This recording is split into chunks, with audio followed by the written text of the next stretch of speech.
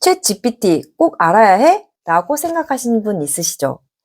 여러분, 인스타그램에서 여성들을 위한 무료 강연, 챗 GPT 무료 강연 광고를 보신 적 있으신가요? 아, 보험 설명 듣고 무료로 교육해주는 그 교육? 인스타그램에서 무료 교육 광고 보신 적 있으시죠? 네, 맞습니다. 저 역시 몇 년 전에 개그맨 무료 강연이 있다고 해서 갔었던 적이 있었는데, 보험 설명 2시간 듣고 무료 강연을 보고 온 적이 있어요. 안녕하세요. 엄마도 부업은 처음이라 하마원입니다. 요즘 제 인스타그램 피드에는 챗 GPT 무료 강연에 대한 광고가 정말 많이 뜨거든요. 여러분은 어떤 피드가 제일 많이 뜨시나요? 몇 년 전에 이런 비슷한 무료 강연이 있다고 해서 가본 적이 있는데 보험 설명 2시간 듣고 개그맨 무료 강연을 들었던 적이 있었어요. 아, 결국 보험 설명을 들어야지 무료 교육을 들을 수 있구나. 그 다음부터는 안 갔었어요. 최근에 제 인스타그램 피드에 무료 챗 GPT 무료 강연에 대한 광고가 정말 많이 뜨더라고요. 그래서 저도 홀리듯이 무료 강연 신청을 했어요. 사실 근데 이번이 처음이 아니라 지난달에도 무료 강연을 신청을 했는데 무료이고 강제성이 없다 보니까 신청만 해놓고 가지는 않았어요. 근데 또 이제 홀리듯이 또 신청을 하게 된 거죠. 사실 챗 GPT를 간단하게 사용할 줄은 알지만 굳이 배워야 되나? 라는 생각과 무엇보다 보험 설명이 듣기 싫었어요. 제가 지난주에 챗 GPT 무료 강연을 듣고 왔어요. GPT 강연을 가기 전에 과연 어떤 사람들이 이 강연을 들을지 궁금했었는데 저처럼 3, 40대 분들이 듣지 않을까 생각을 했는데 막상 교육에 가보니까 50대에서 60대 분들이 절반을 차지하고 계셨어요. 좀 놀랐었어요. 강의가 시작되기 전 보험 설명 1시간 정도 있었어요. 사실 보험 설명을 듣기 전까지는 그 듣는 시간 자체가 너무 아깝다고 생각이 들었거든요. 근데 막상 보험 설명을 듣고 나니까 좀 제 생각이 짧았다라는 생각이 들었어요. 참고로 보험은 가입하지 않았어요. 그 이유는 우리가 기본적으로 알아야 될 돈과 경제 상식에 대해서 배울 수 있었던 시간이었어요. 보험 설명을 듣다가 순간 제 자신이 약간 부끄러워지는 순간이 있었어요. 미국 기준 금리와 한국 기준 금리에 대한 퀴즈가 있었는데요. 이 퀴즈를 들었을 때 저는 기준금리를 까먹었던 게 아니라 아예 모르는 제 자신을 발견했어요. 이 시간을 통해서 돈의 흐름, 경제 상식, 복리 투자에 대해서 배울 수 있었던 유익한 시간이었어요. 사실 보험이라는 색안경을 끼고 내가 너무 단편적으로 생각하지 않았나 생각했던 시간들이었어요. 여러분, 챗 GPT 왜 배워야 할까요? GPT 강연 해주시는 이병찬 강사님의 말씀이 기억이 나는데 AI는 유행이 아니다. 시대의 흐름이다. 우리는 이것을 알고 배우고 사용할 줄 알아야 한다. 이 부분이 저는 가장 와닿았어요.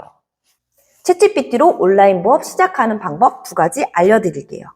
첫 번째, 챗GPT와 대화 나누기.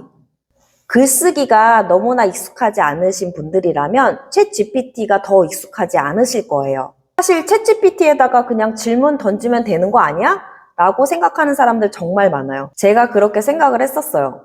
챗GPT를 100% 활용하려면 질문부터가 제일 중요하더라고요. 일단 챗GPT부터 뭐 앱을 깔거나 PC로 챗GPT를 접속하셔서 챗GPT와 자꾸 대화를 시작해보는 것입니다. 아까 말씀드렸듯이 챗GPT는 질문이 중요하다고 했잖아요. 예를 들어서 온라인 부업 아무거나 말해줘. 온라인 부업 뭐 해야 돼? 온라인 부업 어떻게 해야 돼? 라고 물어보는 것보다 40대 주부인데 현실적인 재택 부업이 무엇이 있는지 말해줘. 말해줘 했을 때 답변이 나오잖아요.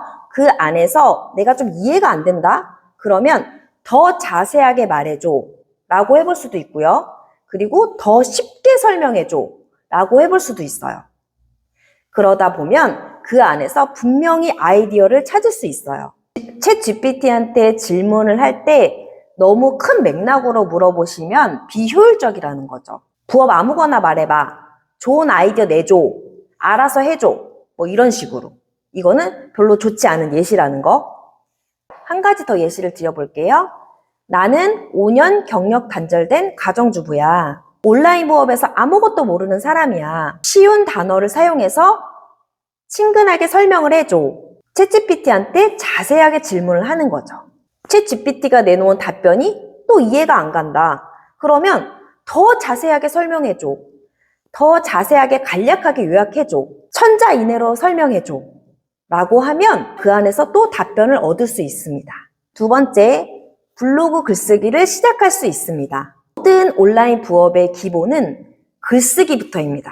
그런 글쓰기를 해보신 적이 없으신 분들은 정말 뭐부터 써야 할지 모르기 때문에 이제 힘들다고 하시거든요.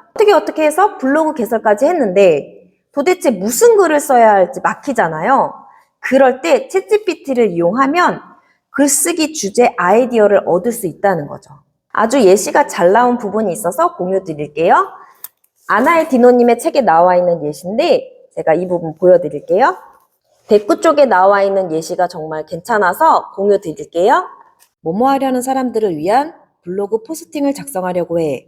어떤 흐름으로 포스팅을 하면 좋을지 알려줘. 뭐뭐 하는 사람들을 위해 블로그 포스팅을 작성하려고 해. 뭐뭐 하는 사람들은 지금 어떤 어려움이나 고충이 있을지 예시를 들어서 알려줘. 땡땡 정보에 대해서 블로그 글을 쓰려고 해. 내가 쓰려고 하는 정보 외에도 다른 정보가 있다면 더 알려줘. ABC 정보에 대해서 블로그 글을 쓰려고 해. ABC 장점, 다른 점을 비교해서 표로 보여줘. 중요한 건 챗GPT한테 질문을 해서 얻은 답변을 그대로 블로그에다가 쓰면은 절대 안 됩니다.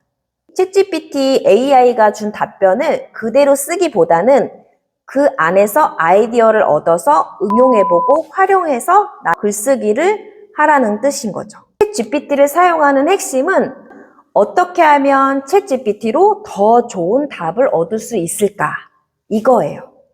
이제부터라도 챗GPT는 반드시 내 삶에 적용하고 응용해보고 온라인 부업에 관심이 있거나 온라인 부업을 하고 계시다면 반드시 써야 한다고 생각합니다. 엄마도 부업은 처음이라 영상을 끝까지 시청해주셔서 감사합니다. 오늘도 도전하는 하루 되세요.